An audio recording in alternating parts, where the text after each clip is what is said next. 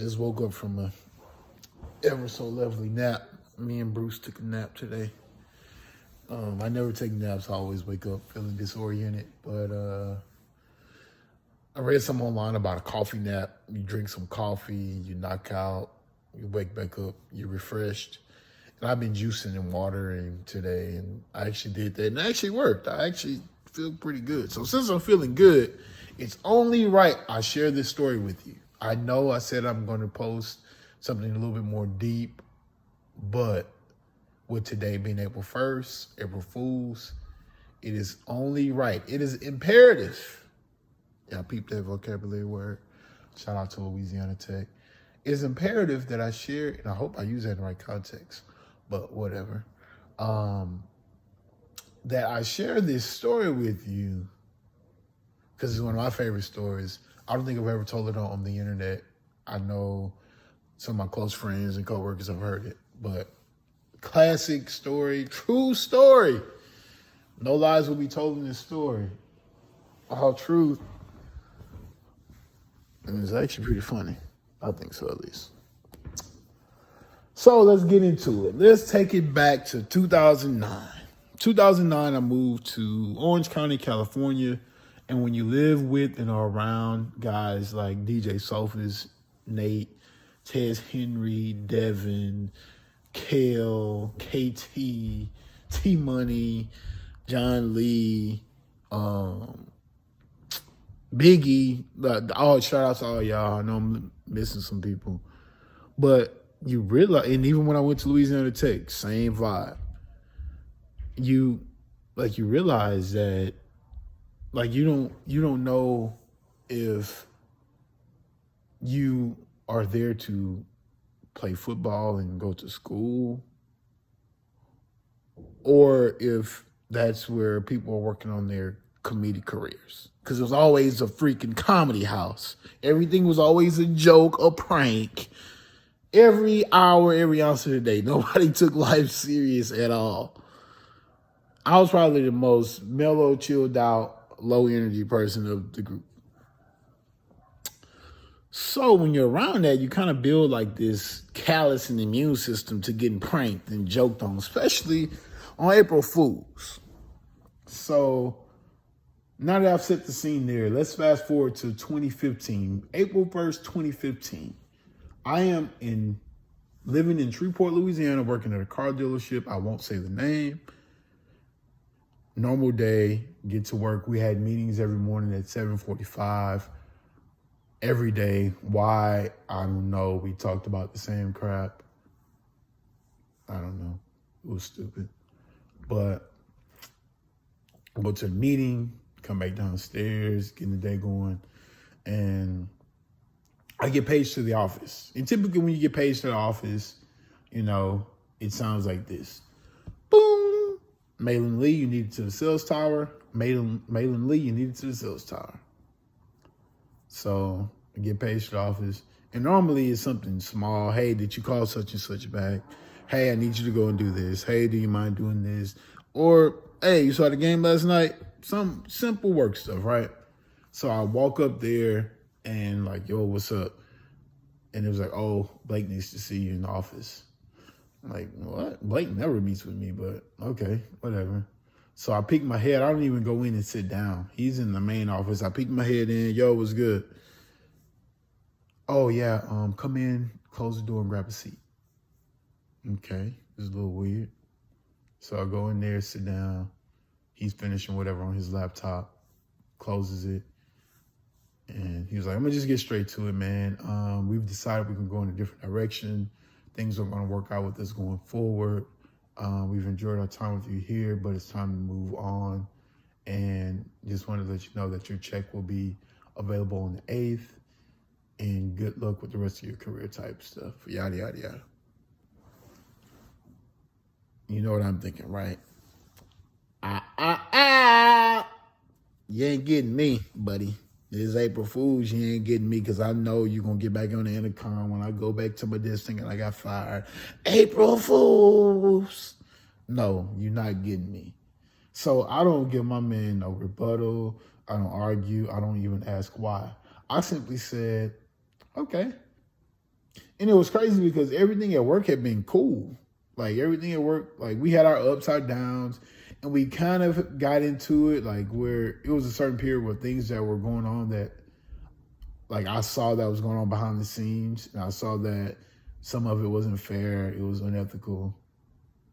And of course, I'm going to point those things out, especially if there's people getting taken advantage of in the process. And when I did that, that kind of forced, accountability onto the managers. But other than that, like, I thought everything was straight. So I go in there, he tells me that I go back to my desk. They paged the girl that's in the cubicle next to me up there. She comes back to her desk, and then she's instantly shook. Like she's starting to whimper a little bit, cry. And I'm thinking, God, they getting her. Just wait till they page her and say April Fools. This is gonna be great. Yeah. So I get up, go to the restroom, go buy a snack. As I'm doing that, I hear that they paged Dustin up there. Shout out to the bro. They paged Dustin up there. I go do what I'm doing. I come back, I sit down, and the girl next to me, she's like hysterical at this point. She's like bawling, crying. She's packing up like all of her like stuff. She's saying she doesn't know what she's gonna do. And I'm thinking like, they need to go ahead and tell the joke, because obviously this is hitting her pretty hard. Let's go ahead and say April Fools. Got you guys. But that wasn't coming. That didn't come. So now, like, y'all ever seen the SpongeBob meme with Mr. Krabs and he just in the daze? That was me in that moment, y'all. It felt like Mike Tyson had punched me just enough, like right to the point, but he didn't knock me out. He hit me hard. He caught me in the right spot hard enough to where it like I was still up. But up here, all this was just, I don't know what's going on. And I'm shook. Like, I am like, yo, this ain't no joke. I just got fired. Like, this is not a drill. And the reason that was so distraught, I wasn't prepared. I wasn't prepared for that. If you couldn't tell me different at that time, that by then I wouldn't be some NFL on Madden, living the luxurious lifestyle. You couldn't tell me no different. I'm supposed to be one-handed like Odell. Up, touchdown. I've been more social now. I've been doing the end zone dance and stuff. That's what life's supposed to be. So I wasn't prepared to be getting fired from the car dealership in Shreveport, Louisiana, and I already didn't have no money like that. I wasn't prepared for that. No, so I'm like, yo, hey, what? What am I about to do? And then I'm walking back to my desk again. I had to go take a walk after that realization hit. I went and took a walk. And as I'm coming back to my desk, Dustin is at his desk. He was like, hey, yo, you good? I'm fine. I snapped on bro so hard. I snapped on him so hard. But then, like, we started running it, and, like, he has this, like, common sense, and he says to me, he was like, bro, he was like, don't trip. Like, why are you tripping? I'm like, what do you mean why I'm tripping? I'm on 10 at this point. Me and him, like, going back and forth. He was like, bro, listen, I've already prepared. Like, I guess Dustin already knew that this time was coming for him. I didn't. He knew that his days were numbered. So he already did some preparation for this firing. So I don't know what birdie put in his ear of how unemployment worked. So someone told Dustin that unemployment works to where we go down to the unemployment office, we fill out some paperwork, They get our IDs, they verify everything, and then we get 80%. That they were going to pay us 80% of what we were making at the dealership.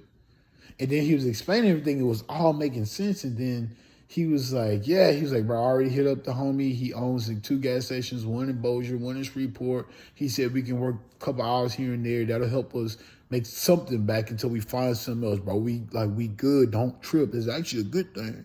He kept saying it's actually a good thing. Don't trip. I don't know anything about unemployment. I don't have too much financial literacy under my belt. I'm not that good with money yet. And I'm thinking just like, this man Dustin is sent from God above, because without him right now, I would be in panic mode. But I was like, you know what? Like, let me calm down. My man got the blueprint. My man has the keys to success for me, and I'm over here tripping. Let me humble myself. So we went, got our usual, hit up Whataburger. That's when we was eating trash. Shout out to taquitos and breakfast on the bun with bacon, and you get a side of the gravy, and you get one of those jalapeno biscuits. Smack. That's when we was eating trash. Milkshakes and all. Early in the morning. But anyway, we go to Whataburger, and then we roll up. He already knew where the unemployment office was and everything. We roll up there with the things going just as he said it. We fill out the paperwork, whatever, IDs, information from work. We leave, we come back. The lady comes back with 2 little packets in her hand, about that thick. 2 packets, and she's going over the details of unemployment. She's talking about how the process works, how long it'll take, that we'll have to provide documents either showing that we're working temporary jobs or we are at least interviewing and attempting, like all the jazz, blase. So I'm thinking she ain't said nothing about the bread yet. Like, where's his 80%? Like, so ma'am, I have a question. What's up with the pay, with the bread? Like, how does that work again? Like, is it direct deposit? Do I need to come pick up the check, my 80% check? Like, how does that work with me getting my 80%? And she was like, oh, yes, sir, it's right here at the bottom line. It'll show you here for the wage amount that you'll be making. Shows you $147 a week. You'll have additional resources that are listed here. And whoa, ma'am. You said something. Well, you said a dollar amount a couple seconds ago. Yes, sir, $147 a week. And I'm thinking, oh, that's what I want to point out, ma'am. On here it says a week, and I'm sure that's supposed to be a day, right? Or like every other day, but this just says a week. So I'm sure it's a typo. Y'all can get whoever typed this up to, fix this. Because I don't want to sign anything that doesn't apply to me. I was supposed to get my 80%. Thus, since I'm getting 80%, I need my 80%. She's like, no, sir, that's correct. $147 a week. I ain't no genius or nothing, but that ain't nothing but maybe $500-$600. Now I'm almost back to how I was feeling at work. Now I feel played and stupid. And I'm look over at like Dustin, like explanation here. I looked over and Dustin has left the building. His body was there, but his spirit, his aura, his soul was out of there, buddy. I looked over at the hollow shell, and now he's just as distraught as I am. I was feeling that work. Oh, true story, man. We got fired from a car dealership on April Fool's Day. And I guess to give a positive ending to it, that day was probably one of the best things that ever happened to me, because who knows how the cards would have unfolded from there. I wouldn't have moved to Dallas more than likely, because I was in Dallas a month and a half after that. I moved to Dallas June 5th. I, just everything. So sometimes that, that firing, that push out, that no can open so many other doors. Look at me now. I'm sitting here on my couch in Dallas chilling with my dog Bruce. And I hope Bruce, you good back there, buddy? Yeah, I see Bruce. Bruce clips are getting a little, I think it's because of the sunlight. But he'll be all right. But yeah, true story. Fired on April Fool's Day, and I thought it was a joke. Ain't no joke. I wanted to add an ending to the video about the positive note. Like I said, I probably wouldn't have moved to Dallas. That day was also a really big gut puncher on me because it made me realize how irresponsible I was financially and how unprepared for life I really was, because I was still living in this could have, should have, would have, like might be world. And I wasn't paying attention to like my reality at the time. So that made me turn the light bulb on for as really, locking down and understanding my finances, building credit, the whole like financial literacy thing.